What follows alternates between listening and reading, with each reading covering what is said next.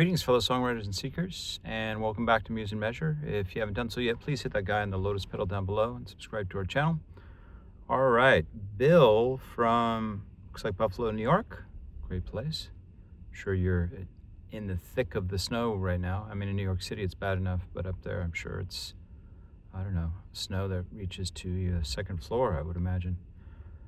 He asks, do you think music theory describes what works after the fact, or it can actually guide creative decisions in the moment? And how do you keep theory from turning into self-censorship while you're writing? Yeah. So this is an issue that's come up a lot as I've taught students and collaborated with people. This kind of fear that learning too much music theory is going to kind of dictate to you what you should do, all the moves you should make, and kind of keep you in kind of a prison where you just can't see outside of it. You are basically putting on blinders to all the other possibilities. And I understand the fear. I've also seen the fear of like people not wanting to listen to other music or read poets or other writers because they're afraid they're going to be too influenced by it. That's a whole other separate issue, and I'll talk about this some other time. But the thing about music theory is that I could see how that would happen with somebody who doesn't have any kind of creative spark themselves, and they just, they have writer's block all the time. They can't think of anything to write. And so when they sit down to write, they got basically the rules of harmony to work with. And they can come up with some kind of little melodic motifs, and then they're going to harmonize it according to the rules. That could happen, but I think that's just more of a personal limitation that person has as opposed to an issue with music theory. I have not found this to be a problem, and I've studied music theory a lot. I taught a whole class on music theory, AP music theory, and so I know it pretty well. And actually, I've found that it's been very, very helpful. What it really does is kind of help me out when I get stuck, when I don't know what to do next. It also exposes me to new possibilities, like the Neapolitan sixth, which is a really cool chord that is possible within music theory that I didn't know about before, and also really cool chord voicings. Now, when it comes to like whether it will stifle your creativity and keep you kind of in a box, well, just look at the people who study music theory intently, like Mozart, Beethoven, Handel. All these people really knew it very well, and the textbook at the time was called the Steps to Parnassus by Gregory Fuchs, I think was the last name, yeah. And so this is a great text that you could still use today, although there's all kinds of good resources for music theory online. You can learn it on YouTube. I'm going to do a series on music theory myself. But, this fear that I'm always going to be stuck, when I get to here, I'm going to feel like, I have to go from the 5 to the 1 chord. That's always the case. I'm limited in my cadences.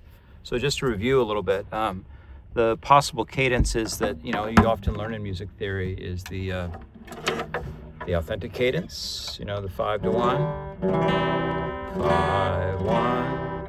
And then there's the plico cadence, which is the amen cadence. Amen. There's the deceptive cadence where you go 5 and you're feeling like you should go to 1, but instead it goes to the 6 or something. So these are about endings, and that's a big part of music theory, is knowing how to complete your thoughts.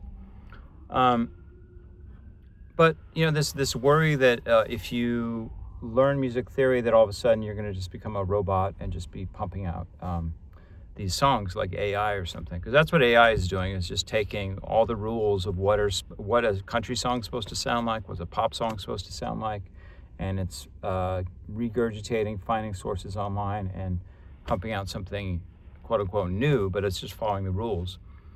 And that's why I'm not too worried about AI music, because AI really points out like, this is what a country song is, or this is what a rock song is, but it doesn't, and I don't think it will be able to figure out, well, what could it possibly be? What are some things that it isn't now, but it could grow into?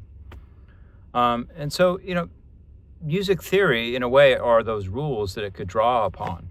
But I've never felt a prisoner to music theory, and I only use it when my creative spark gets me into trouble and I just don't know what else to do. And then I turn to music theory and I go, okay, well, what's my palette here? What are my possibilities of things to do?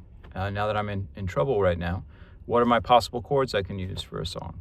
So you could think about that, when you're like reharmonizing a melody. If you have a melody, you can think, okay, well, I have all the chords in the key. So if I'm in the key of C, the one chord is C, two chords D minor, three chords E minor, four chords F, five chords G, six chords A minor, seven chord is B diminished, and then you're back to one. But that doesn't mean you have to stay within those chords. I mean, those seven chords you can do a lot with, and so much has been done with it. And if you look at most rock music and pop music, it does use those chords in that way. But there are, you can always go outside of that. There are so many possibilities. There are a finite amount of possibilities, but there are way more than you could ever think of. And often I will just like explore. And, a lot of people who don't know music theory, they might just like start with a chord, and then they just move it around and try and see what's next. And that's where they come up with things that they think are really cool. And they are cool.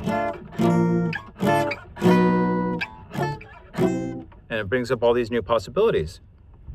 But I don't see why learning music theory would make it so you can't do that. I mean, I still do that all the time. When I'm just playing around with the guitar, I might just move chords around and just pretend like I don't know what chords I'm playing. It's not like the language of music theory is so strong that it says, you can't do that. That's outside of the key. That doesn't happen to me. Maybe it's happened to you. I don't know. If you've had this experience, let me know in the comments where you've just felt this oppression.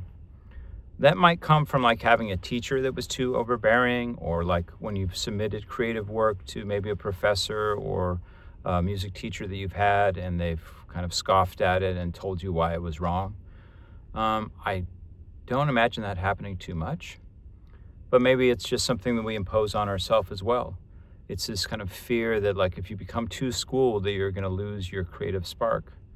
And I've had the opposite experience. The more I learn about the rules of harmony, the more inspired I am to break them, or to find other possibilities, or to really explore what they do and why they became rules and why they sound good, quote unquote, to the ear.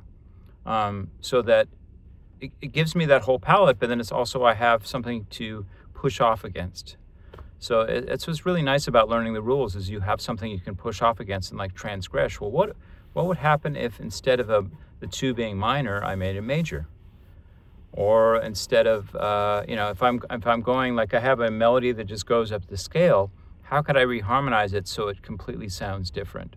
This is very useful if you have a melody that is sounding too kind of boring, or it's just not doesn't have any spice or spark to it. You can reharmonize it in a way that takes it out of the key, or out of the traditional chords that are in the key, and make something really cool out of it. For example, if I have a melody that just climbs up the scale, da, da, da, da, I don't have to use the chords, C, da, da, da, da. I could start with some different things, da.